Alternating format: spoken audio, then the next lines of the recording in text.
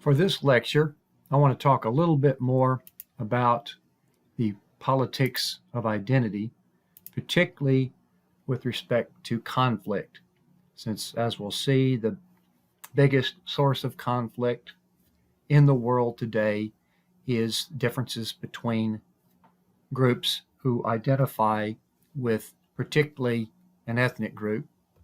We've talked a little bit about how the world is broken up into a system of states, sovereign states that have the final authority to govern their territory. The state is recognized as an autonomous decision maker with no legitimate external higher authority. But there's lots of groups within these states that have difficulty getting along, and in some cases cannot even coexist with each other, but they are stuck in a state that has been established for a long time. So how does the international system work in terms of relating to each other? A couple of different ways we can look at as far as the dominance idea, the power hierarchy, where you have a handful of superpowers or perhaps even a global hegemon, which is what the United States would be considered as the sole superpower that can serve as somewhat of a policeman or that keeps the rest of the world in line. And there is some amount of stability in having a superpower or a couple of superpowers as long as they are able to coexist or have some sort of deterrence factors that are keeping each other in check. We also have the idea of reciprocity, which at the human level is how most things got started, that I will treat you like I would want you to treat me. And on the international system, we do the same thing, which is somewhat of the evolution of our international legal system. We're rewarding behavior that contributes to the group, punishing those which are pursuing their own self-interest at the expense of the group. So this requires a lot of interaction, collective action, and still evolving as we speak. Another way to handle your relations is through group identities, whereas a culture is bonded together, particularly through ethnicity or in the form of a nation, such as the states we've been talking about, and they will take care of their business accordingly. The desire for nation states, however, which means we want this sovereign legal boundary to correspond with our culture, or most importantly, our ethnicity, that has produced a lot of conflict. So that's what we'll talk about here.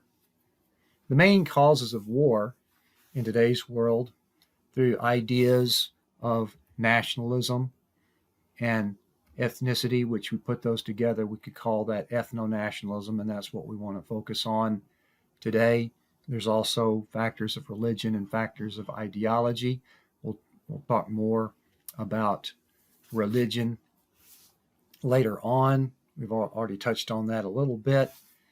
There's also interests of territory, control of government, economics. Those are some issues that we won't get into for this particular lecture. So let's talk about this concept of a nation state. A nation typically meaning a culturally homogeneous population in which people are bound together by their ethnicity. We mentioned this very early on in the class. This is where we have shared cultural patterns of language, history, religion, national origin, shared experiences, customs, things like that. Language, of course, is a very strong bonding element that also separates people.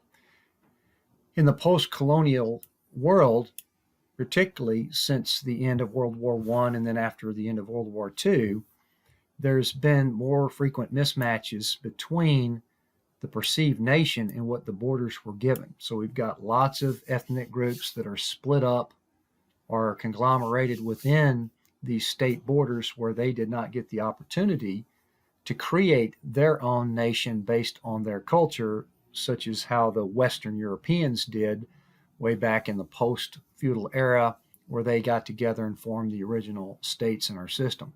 So this concept of nationalism, which we've touched on already before, hit on it again here in a little bit.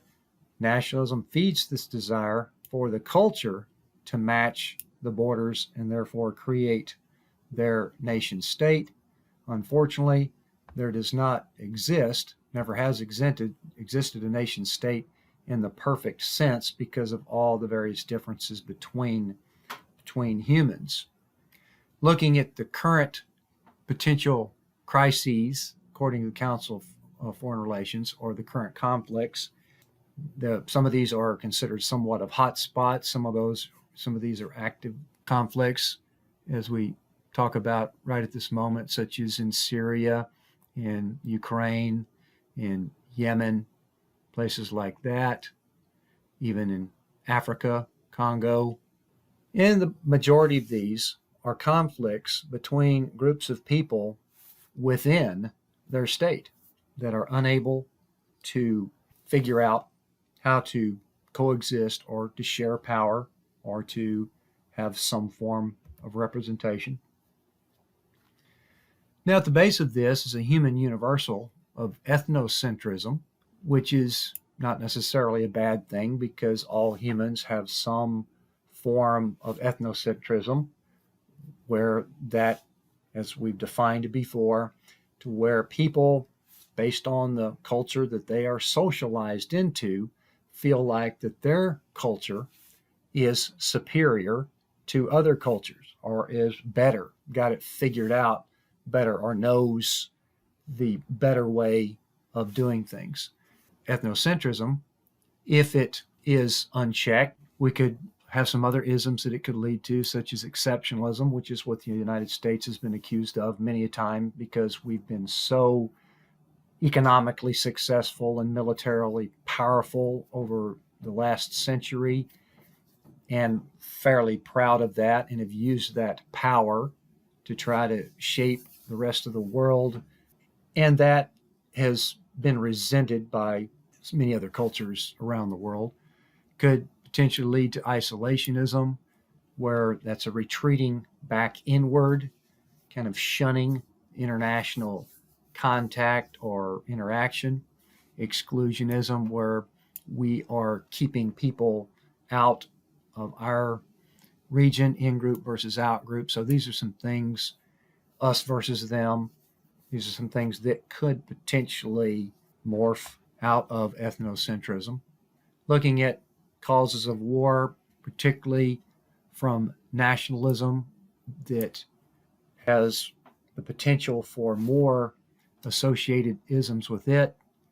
If you fuse that with patriotism, not necessarily a bad thing when you see how Americans in particular are socialized into the United States system to be patriotic to America, singing the national anthem in the beginning of sports events, things like that. A loyalty to our homeland, the common values that we share in America, the concept of the American dream. Now, imperialism is where particularly the Western powers that became so dominant over the rest of the world spread out, extending their authority into an empire over other states. The United States dabbled into that briefly in the early 20th century prior to World War I, and then the concept of the empire started to fade away. But there are charges of imperialism even going on today. Militarism, we've talked about that, how particularly with the Nazi concept of a strong military power and building the empire as a supreme ideal. So that's, of course, Hitler's Nazism is a pretty extreme example of how that can go. Let's talk a little bit more particularly about ethnicity fused with nationalism or ethno-nationalism. That gives us a group identity. We are a very groupish species, so therefore we tend to identify with other people in our same group. In the United States, there might be a little bit more diversity of groups. For example, a race that someone might belong to, as well as a political party that somebody might belong to. Those are varying forms of group identity. And the more spread out or diverse that is under a what we would call the democratic bargain of mutual tolerance that we've hit on before in democracy, then that has a tendency to coexist. Where it, in a undemocratic society or a society that has not evolved into a political culture, it's going to be much more difficult, as we'll see. So this group identity can then come out of extended kinship, clans, creating the in-group bias. As we'll see, it's the biggest source of conflict in the world today. Post World War I, the concept of self-determination was heralded in order for the countries that had been dominated by colonial powers for them to find their own way and create their own countries. That did not work out as well as may be intended when you look at how the major powers, as well as post World War I, even some oil companies got involved in there and trying to determine borders, particularly in the Middle East and in Africa. So there's a lot of crisscrossing of cultural and tribal elements there that are still problematic today. So what we have more so now is not so much self-determination as it is separatism, where people want to break away from other groups that they're sharing with in their state. Lots of ways of trying to pursue this. Indigenous groups often feel discriminated and oppressed, and these groups want recognition. There is a NGO called Unrepresented Nations and Peoples Organization that they may not necessarily be applying for statehood, because that's a tall order when you look at some groups that would be so small that they would not be able to sustain themselves as a state, but at least want recognition for their group and some goal of political independence. And this could be just more representation or a federal system or provinces within that state where they could form their own political units and then be represented.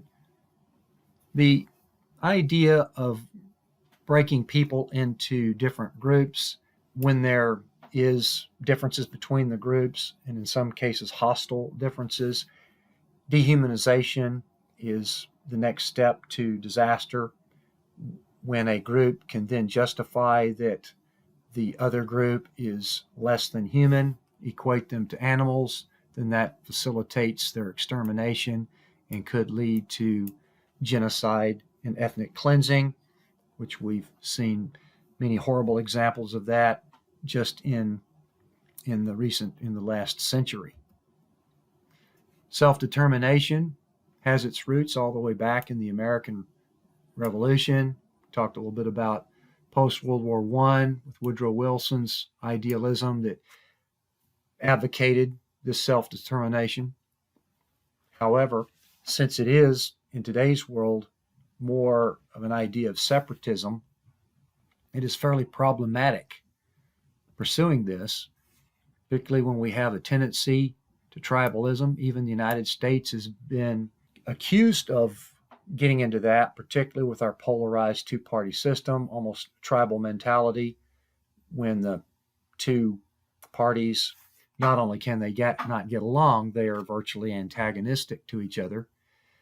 There's also the problem of disentangling groups within states or dissolving states, which could create more problems than it's worth. Microstates, we've touched on that. If everybody wants to be a state, how far do you go? And at what point is a state, or somebody that wants to be a state, how big do they have to be a sustainable state that can make their own decisions? There's lots of small island countries in the Pacific considered to be microstates that literally would not be able to function or survive without the support of bigger states. And this could just increase international instability, if states continue to start wanting to break apart. And that's why the general idea has been trying to prevent that There have been a few cases, such as South Sudan, because of the amount of civil war and conflict that was going on there. The agreement was finally made to break apart Sudan from South Sudan, but that also provides yet another example of how problematic that is because almost immediately, as soon as South Sudan broke apart, it got involved in its own civil war. So where does it stop? And the conflicts in the world today are not primarily between two different countries. Conflicts are intrastate. They are between groups of people within countries.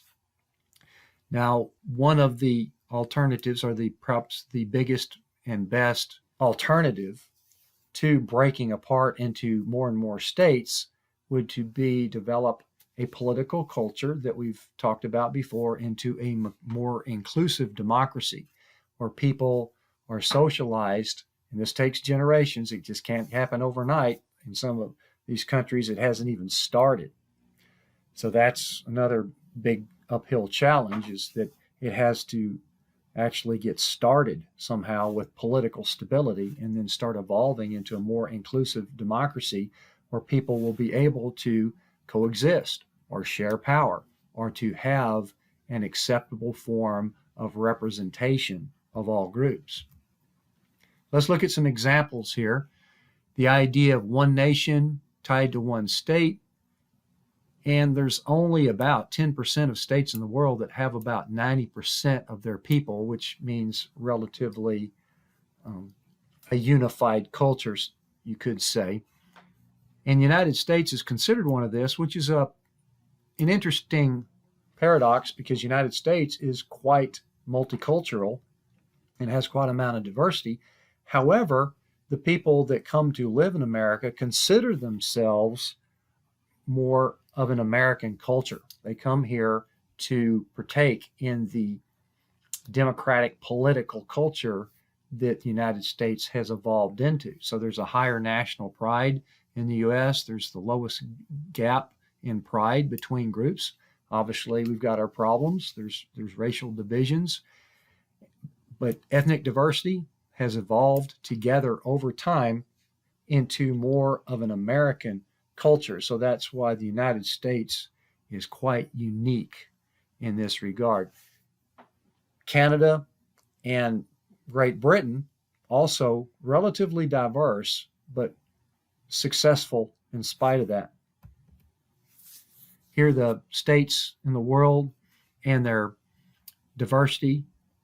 In a way, as you can see, because of all the various tribal elements in the African states, many of the African states are more than 50% composed of minority populations.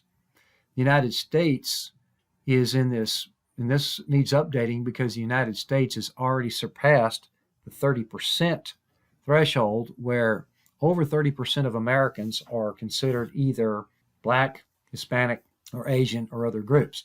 So we are growing in our diversity, in our multiculturalism. So we're already up. We've already bumped up into the green territory, similar to Canada. And when you look at the states that have less than 10% minority population, these are considered more homogeneous. One way you could describe why Brazil is so homogeneous, because it is very much united religiously, Catholic religion. The Chinese have the homogeneous, unified Han culture. In Australia, the original Aborigines have been reduced to such a degree that they're a fairly small percentage of the population. Let's look at some examples where you have one state with multiple nations in it. 30% of all states have no nation that constitutes a majority. Now, we've talked about Canada being relatively successful, but it has had its issues as well. 25% of Canadians are ethnically French. They speak French, and the majority of them reside in Quebec. Quebec is 80% culturally French. And back in the mid-90s, one thing led to another. It built momentum, and there was a separatist referendum that was barely defeated which meant that it came fairly close to Quebec separating off into its own separate country. Now that desire has subsided quite significantly since then, particularly when you look at what an area like Quebec would have to do to sustain itself as its own state. But obviously, Canada would certainly not want that big chunk of territory to go away because of all the manpower and resources and revenue that it gets from Quebec. So, looking at it either way, there's, I guess you could say, obstacles to that happening from both directions. Looking at Quebec right here, it's a fairly large chunk of Canada that has a lot of people, a lot of resources, and a lot of revenues that Canada would not want to get rid of. And Quebec, of course, would then have to take all the benefits that it gets from the federal government and figure out how to sustain that on their own. So that's why it's difficult. Rwanda is an example of a country where two major groups, where the minority Tutsis had been in control for a long time, and that was very kind of aggravating to the majority Hutus. And then when there was an assassination of a Hutu government leader, violent reaction started up, and one thing led to another. The UN sent peacekeeping troops there, but they were unable to stop the threshold of violence from increasing. And the minority Tutsis were then massacred by extremist Hutus. Approximately 800,000 people, men, women, and children, were murdered in about 100 days. And the weapon of choice was machete. So that was horrendous violence between two groups, where here in America, you or I, if a Tutsi and a Hutu were standing next to each other, we would not be able to tell them apart. So there's more things, there's more deeper ingrained differences that go way back, more than just color of the skin.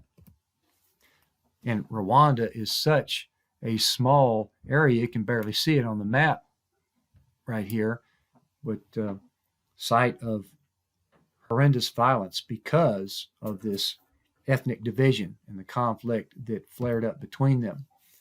You know, it had been building for a while, simmering. Looking at some examples of one nation, multiple states, North and South Korea broken apart, North and South Vietnam reunified, East and West Germany also reunified, but there is a division between Ireland and Northern Ireland, and that division is going to be exacerbated a bit, maybe not dramatically, but a bit, because of the exit of the EU, of UK, and Ireland is staying in there.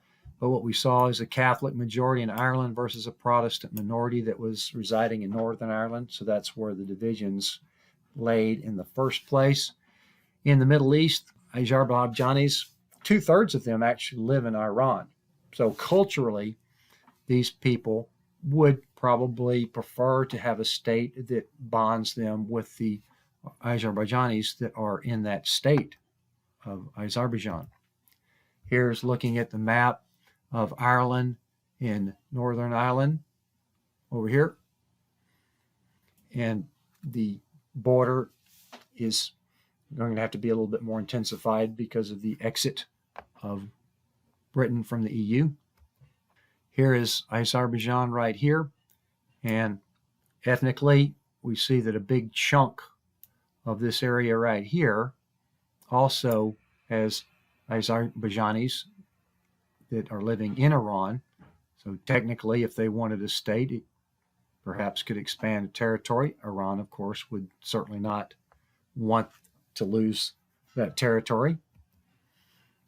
When we look at the divisions between in Ukraine, we see that a big chunk of Ukraine is predominantly Russian speaking. So that's at the heart of the division there, which then resulted in, within the last decade, a civil war within Ukraine that is still ongoing as we speak. Looking at one nation that doesn't have a state, the Kurds. Post-World War I, the Kurds were unofficially promised to have their own country. That did not work out. They were carved up into several states, where about 1/2 of the Kurds are in Turkey, Iran and Iraq have about 25% as well.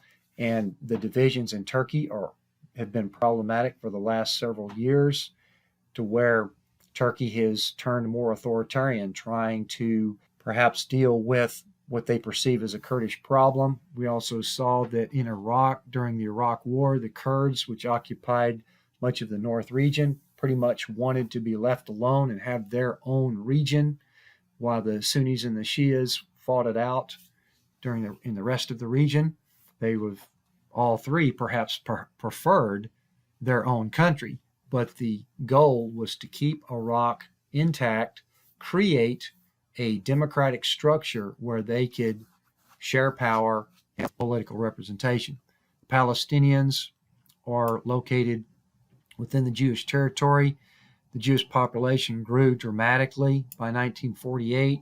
They had been buying property in that area since the beginning of the century, and due to long-standing persecution, discrimination, pogroms where they were losing lives, they formed their own state, and they were recognized by the UN as well as the US. But almost immediately, there was wars with Israel by the surrounding countries. Palestinians were kind of caught in the middle of the territory there, and still a major political issue today is whether or not they could come up with a two-state solution. There's where the major region of Kurdistan would be. As you can see, quite a bit of Turkey is occupied by Kurds, and pretty decent chunks there of Iraq and Iran, there where majority Kurd populations that at one time certainly would have wanted their own country. Even today, perhaps, there is a group called Iraqi Kurdistan that is applied for political recognition. This is the territory, Palestinians in the West Bank, in Israel, as well as the Gaza Strip, and these two regions are fairly separated as well. West Bank governed by the governing body that evolved from the early Palestinian groups. Gaza governed to extent by Hamas, which is considered a terrorist organization, and quite a big source of conflict here between Gaza and Israel. Looking at multiple nations with multiple states, we've got Afghanistan, which is borderline failed state. We've been involved in Afghanistan almost 20 years, trying to get them stabilized since 9/11, when we invaded in order to get rid of Al-Qaeda. First of all, we had to overthrow the Taliban, but you can see it is broken up into several different ethnic groups, and if the United States was to leave, it's more than likely the Taliban would come in and exert control over this territory. And as we see in any nation or state that is politically unstable and underdeveloped, there's no really any sense of nationhood for Afghanistan. It's the blood or the kinship that is more important. When surveys were taken in some of the bigger provinces there in Afghanistan back in 2010, the vast majority of people had never even heard of 9/11. They didn't even know what that meant, because they are involved in their own survival, their own lives in a fairly remote, underdeveloped region.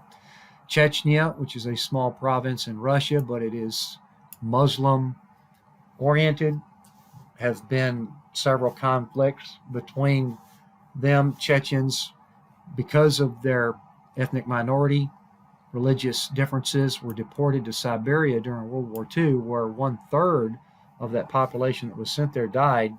So there's been long-standing hostilities with Russia since then, even though they are a part of Russia. But Chechnya actually has its own national anthem, somewhat ironic since it's not its own country, but it even asserts in their national anthem, death or freedom. And there have been more than one major skirmishes, borderline civil wars there in the Chechnyan region. Now let's looking at some maps here. This is Afghanistan, where you can see how it's fairly well fractured up into several ethnic groups. Chechnya, very small little territory there down in this little finger of Russia. So what I wanted to do with this chapter or this lecture is to just touch on a little bit more about political identity and how it is very important to people to the point where it is a major source of conflict.